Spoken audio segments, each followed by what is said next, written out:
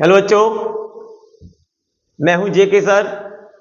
आपके अपने YouTube channel S competition Sirsaganj में आपका स्वागत है। बच्चों, एक नई उमंग और नए विश्वास के साथ आप अपनी हिम्मत को बांध लीजिए, कलम और कागज को थाम लीजिए, कलम से कलाम बनिए और बेटे जहां पर हैं वहीं बैठ जाइए, पानी वगैरह रख लीजिए। आज वीडियो में धुआं उड़ेगा और वीडियो आपको अंत तक देखनी है, क्योंकि इसी नए थॉट के साथ यूपी कांस्टेबल 2023 बैच, ठीक है, पार्ट नंबर 12, अंदाजे में ना नापिए किसी की हस्ती को, मतलब अंदाजे में ना नापिए किसी की हस्ती को, ठहरे हुए दरिया अक्सर गहरे होते हैं। तो बच्चों, किसी को बाहरी रूप से पहचानना गलत है। जब तक हम उससे मेलजोल ना बढ़ाकर उसके बारे में ज्ञात ना करें, ज्ञान ना सीखें, तो उसके बारे में उसका दूर से अंदाजा लगाना गलत है कि ये व्यक्ति सही है या गलत है। जब तक उसके साथ रहेंगे नहीं, हम परखेंगे नहीं। तो ऐसे ही किसी की हिस्ट्री खोलने से अच्छा उसके बारे में पहले पढ़ लिया जाए, तब उसके बारे में क्लियर किया जाए। तो बच्चों, अपने ज्ञान को मजबूत कीजिए और अपनी हस्ती को भी दिखाइए कि आप बहुत कुछ कर सकते हैं। दुनिया में आप जो है वो कोई नहीं कर सकता, आपकी नॉलेज आपको ही है। प्रत्येक व्यक्ति अपनी नॉलेज स्वयं रखता है, उसको जितनी क्षमता अपनी खुद की मालूम है वो किसी को नहीं मालूम। तो अपनी क्षमता को पहचानिए, अपनी बुद्धि को शुद्ध कीजिए और मजबूत कीजिए और आगे बढ़िए। बेटे चलते हैं आज के नए क्वेश्चन की तरफ। क्वेश्चन आपका स्क्रीन पर ये रहा कि स्वामी विवेकानंद का वास्तविक नाम क्या था। स्वामी विवेकानंद का वास्तविक नाम क्या था? तो बेटे ऑप्शन विवेकानंद, बी है नरेंद्र नाथ दत्त, सी देवदत्त, डी कृष्णदत्त। तो बच्चे इसका बेटे आंसर आपको, ठीक है, इसका बेटे आंसर जल्दी कमेंट बॉक्स में दे कि स्वामी विवेकानंद जी का वास्तविक नाम, रियल नेम क्या था। बेटे रियल नेम क्या था?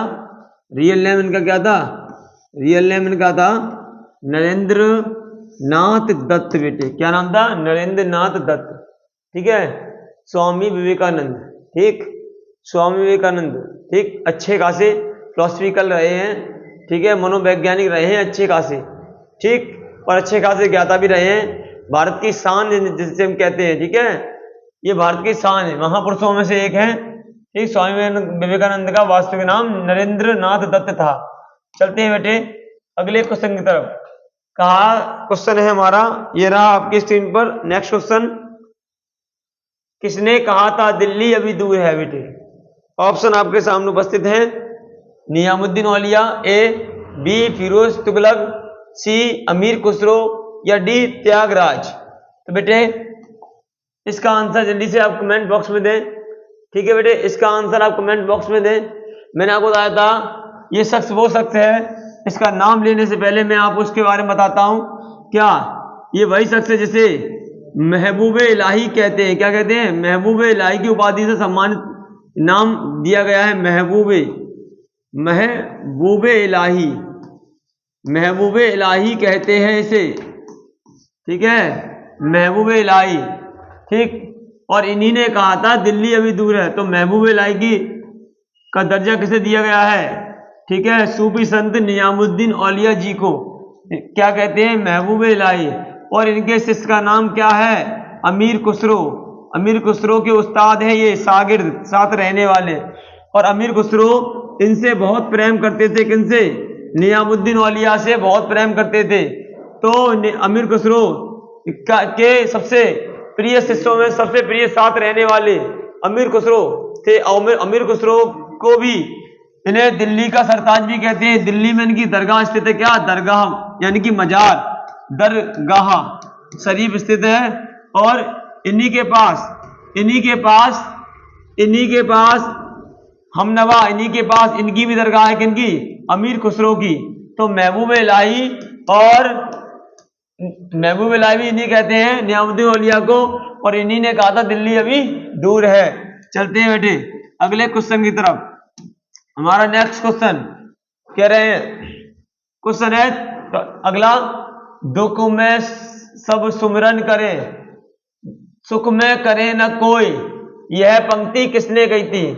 दुख में सुमिरन सब करे, सुख में करे न कोई। यह पंक्ति किसने कही थी?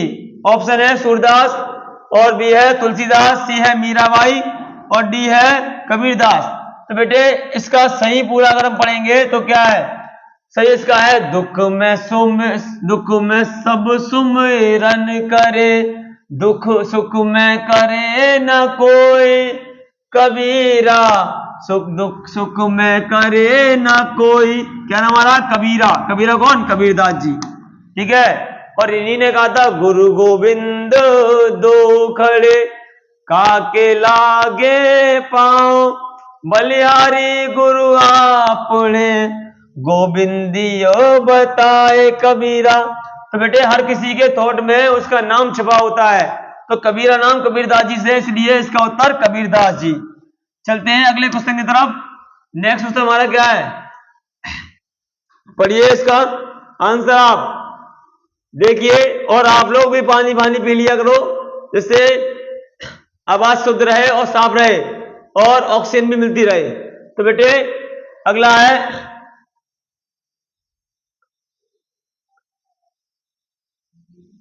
कर्मण्ये बाधिकारस्ते मां फलेषु कदाचना।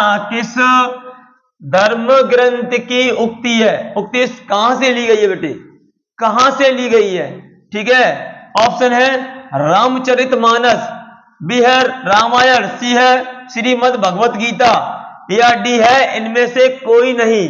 ठीक है, तो इसका सही बेटे आंसर है, ठीक, ये कह रहे हैं कर्म क्षेत्र में कर्म से कभी भागना नहीं चाहिए, और कर्म करने वाला व्यक्ति संसार को जीत सकता है। ठीक है, और बुद्धि का प्रयोग कीजिए। ये भगवत गीता में बताया है श्री कृष्ण ने, गीतामृतम में। किसने बताया? गीतामृतम में। ठीक है, भगवत गीता में बताया है श्री कृष्ण ने। अर्जुन जब अपने असाधु सो रहे थे, उस समय उन्होंने कहा था कि कर्म योग प्राणी सब कुछ कर सकता है। ठीक है बेटे, तो इसका आंसर है श्रीमद् भगवत गीता। ठीक बेटे, चलते हैं अगले क्वेश्चन की तरफ। किसने कहा था राम और रहीम? किसने कहा था राम और रहीम एक ही ईश्वर के दो अलग अलग नाम हैं? राम और रहीम एक ही ईश्वर के दो अलग अलग नाम हैं। ऑप्शन ए, सॉरी बेटे, किसने कहा था राम और रहीम एक ही ईश्वर के दो अलग अलग नाम हैं? तो बेटे इसका आंसर तो बिल्कुल सबको पता है। ठीक, इसका सही आंसर जल्दी से आप कमेंट बॉक्स में, मैं ऑप्शन बोल रहा हूं, आप इसका आंसर दे दें।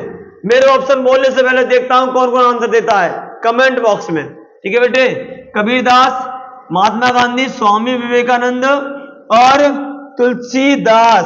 तो बेटे इसका सही उत्तर है कौन? कबीरदास। कबीरदास। ठीक है, ठीक, जन्म कहां हुआ इनका? कबीरदास जी का जन्म हुआ है ब्राह्मण धर्म में, ब्राह्मण कुल में पैदा हुआ ये बालक। पालन पोषण कहां हुआ है? पालन पोषण हुआ है मुस्लिम धर्म में। काय में? मुस्लिम धर्म में। ठीक है, कबीरदास जी का मुस्लिम धर्म में। ठीक, इसलिए इन्हें दोनों धर्म के लोग मानते भी थे। ठीक है, इन्हीं ने कहा था राम और रहीम ईश्वर के दो नाम हैं, एक ही ईश्वर के दो नाम हैं। ठीक है, एक पेड़ के दो फूल हैं। ठीक है, एक राम एक रहीम। ठीक, चलते हैं बेटे अगले क्वेश्चन की तरफ। नेक्स्ट क्वेश्चन हमारा, आदि गुरु शंकराचार्य का जन्म कहां हुआ था? ऑप्शन ए आदि शंकराचार्य या आदि गुरु। ठीक बेटे, यहां पर गुरु लगा सकते हैं। आदि गुरु, आदि गुरु शंकराचार्य का जन्म कहां हुआ था? कलादी में, कांचीपुरम में, मथुरा में, काशी में। तो बेटे इनका सही उत्तर है कलादी में। ठीक है, ये वही शंकराचार्य हैं जिन्होंने चार धाम यात्रा की जाती है, चार धाम का निर्माण कराया था। चार धाम यात्रा यहां करते हैं हम। जैसे चार धाम में, जैसे हमारे जगन्नाथ मंदिर, ठीक है, एक धाम वो आता है, बद्रीनाथ और भी दो है, लेकिन चार धाम यात्रा का निर्माण किसने कराया?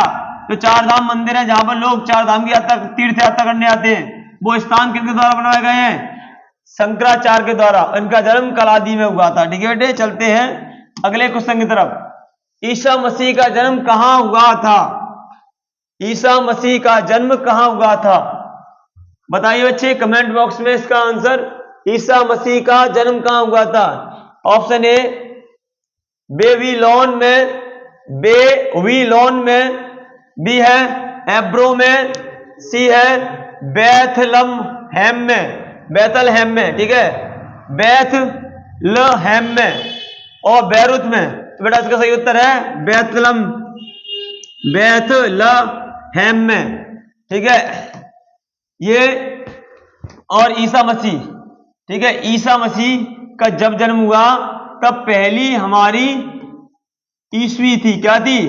पहली ईस्वी थी, पहली ईस्वी थी, यानी कि वर्ष का पहला दिन था, वर्ष का सन का पहला दिन था, ईस्वी वाली सन का पहला दिन था, पहली तारीख थी, पहली सन थी सभी, और पहला घंटा था, पहली मिनट थी, सब चीज।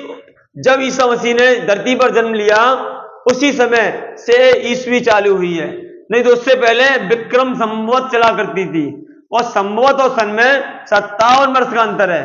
ईसा मसीह के 57 वर्ष पहले विक्रमादित्य गद्दी पर बैठे थे, तभी से विक्रम संवत चल रही है, इसलिए संवत बड़ी है, 57 वो सन छोटी है। सन और संवत में 57 वर्ष का अंतर होता है, 57 वर्ष का। ठीक है, चलते हैं बेटे अगले क्वेश्चन की तरफ। अगला क्वेश्चन हमारा, यामिनी कृष्ण मूर्ति का संबंध किस शास्त्रीय नृत्य से है?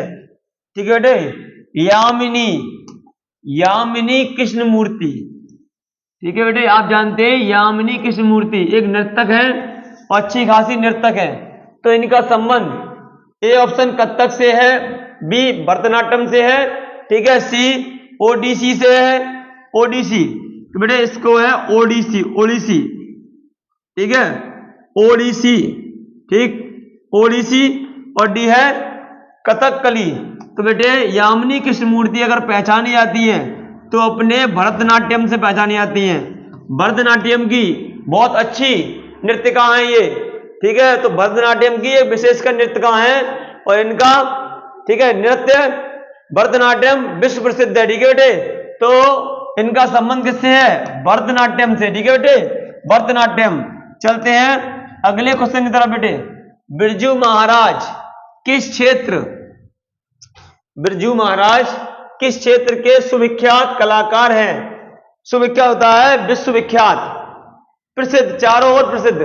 ऑप्शन ए भरतनाट्यम, ठीक है, बी है, ए है भरतनाट्यम नृत्य से, नृत्य के, बी, और बी है कथकली नृत्य के, सी है ओडिसी नृत्य के, और डी है कथक नृत्य के।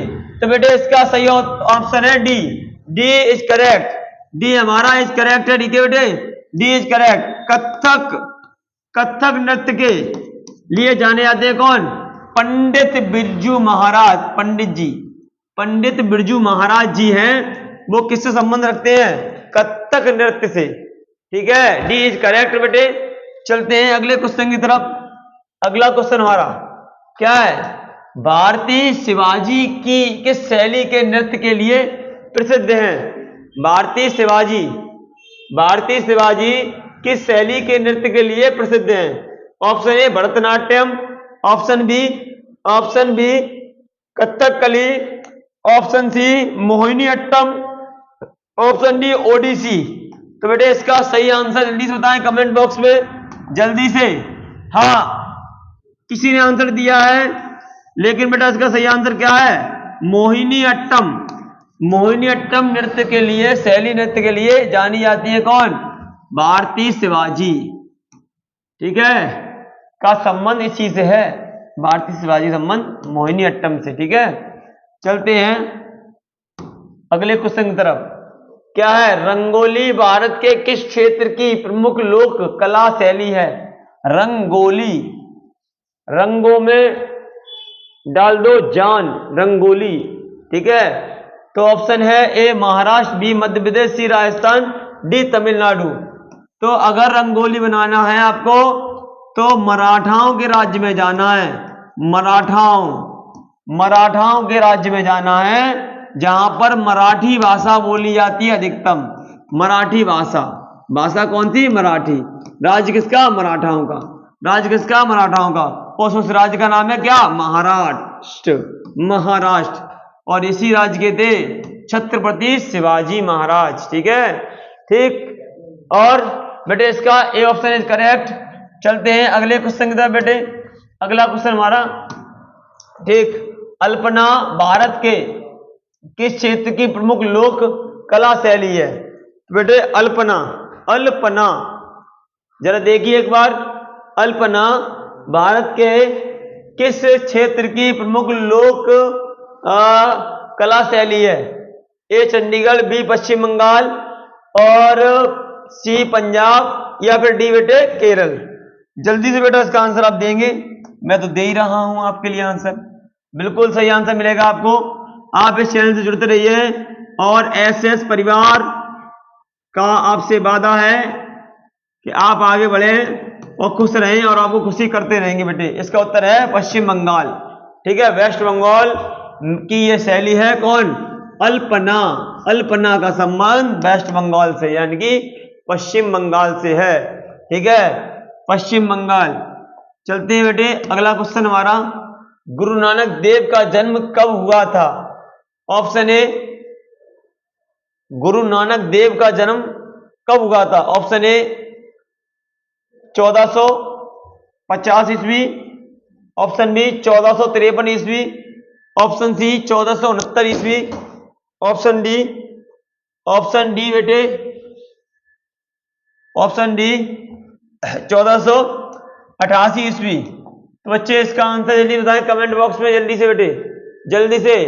हाँ, किसी ने आंसर दिया है A4 आशीष ने आंसर दिया है, और इसका आंसर दिया C4 1469 ईस्वी, 1469 में उसने आंसर दिया। बिल्कुल सही है, उसका answer is correct. Ashish ji ने यह आंसर दिया, बिल्कुल सही दिया, बिल्कुल कमेंट बॉक्स में बिल्कुल सही दिया है। चलते हैं बेटे अगले क्वेश्चन की तरफ। क्या है? त्यागराज कौन थे? त्यागराज कौन थे? क्या एक वैज्ञानिक थे? क्या एक नर्तक थे? क्या एक संगीतज्ञ थे? क्या एक राजनीतिज्ञ थे? कौन थे? कौन थे? बताइए कौन थे? कौन थे? त्यागराज त्याग करने वाले, और त्याग करने वाले सुरों के ज्ञाता, सुर ताल छेड़ते रहते थे, और जिसने छोड़ा है सुर, जिसने सुर छेड़ा है वही कौन बना है? संगीतज्ञ बना है। ठीक है, तो त्यागराज संगीतज्ञ से संबंधित हैं। और इसका भी आंसर आशीष ने दिया है, बिल्कुल सही दिया है। आशीष ने आंसर बिल्कुल सही दिया है।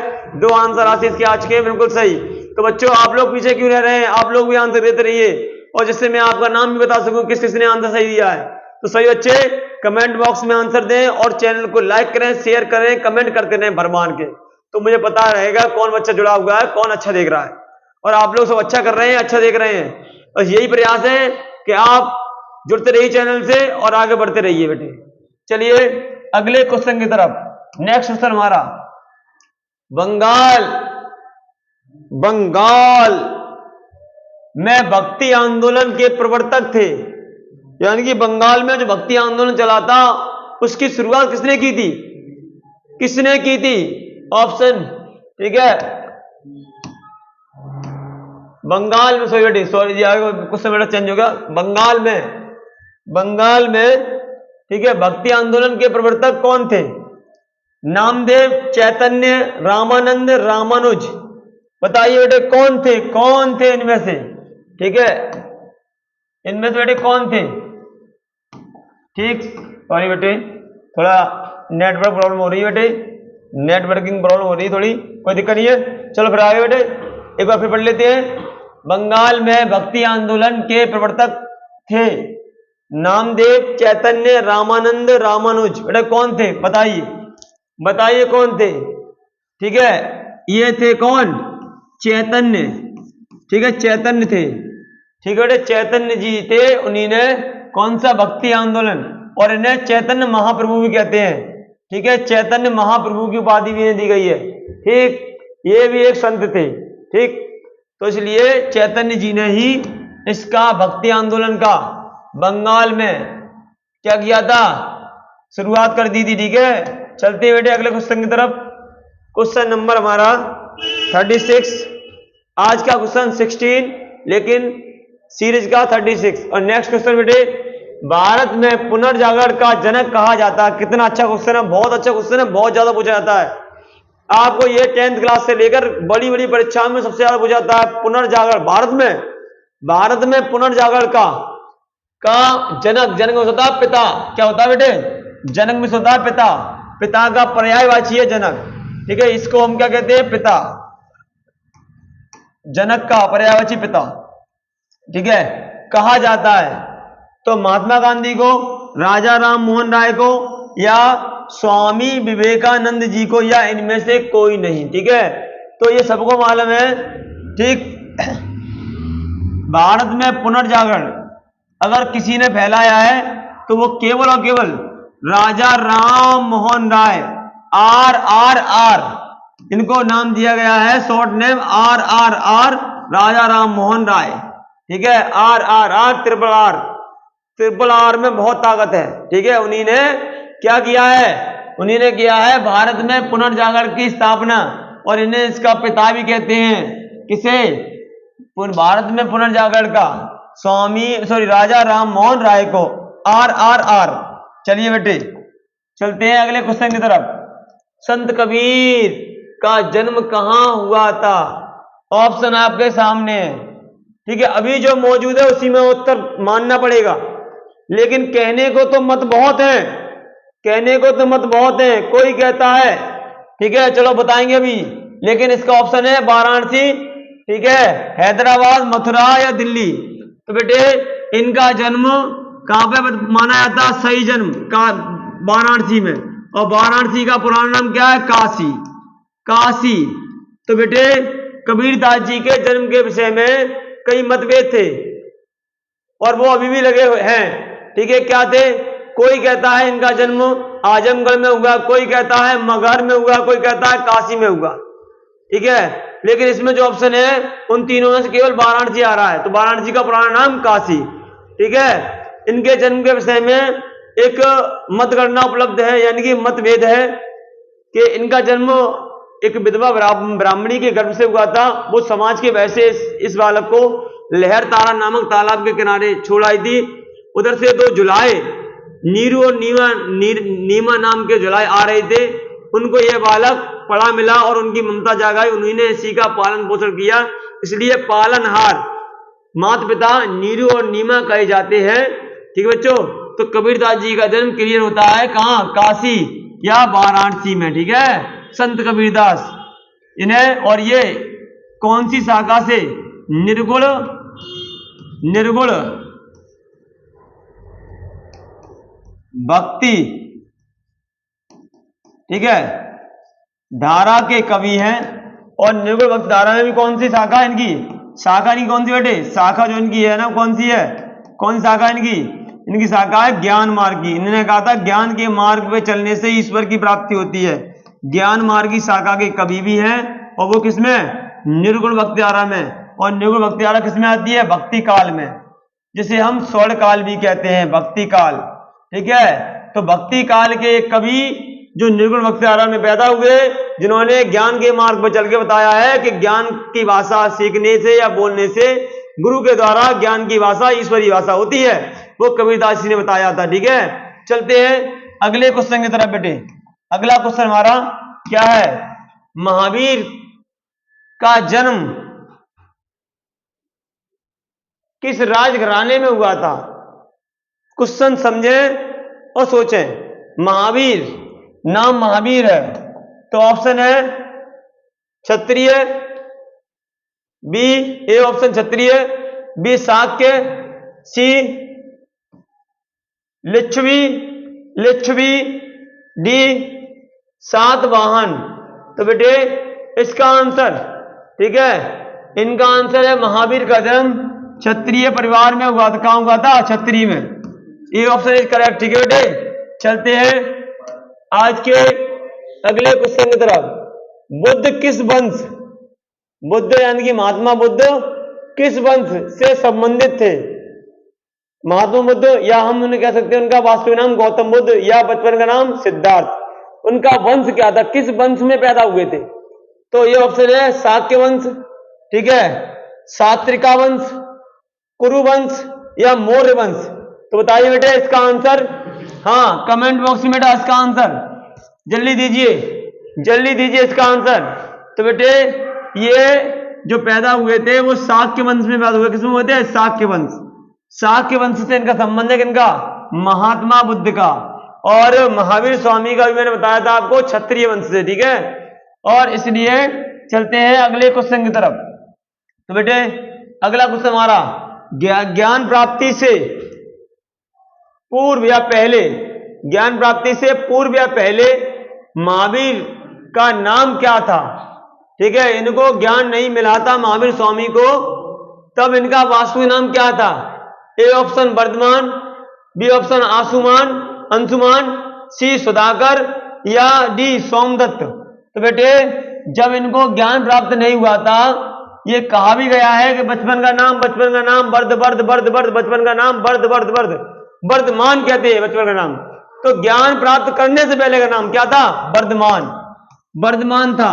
और बचपन से ही इनका नाम वर्धमान रखा गया था।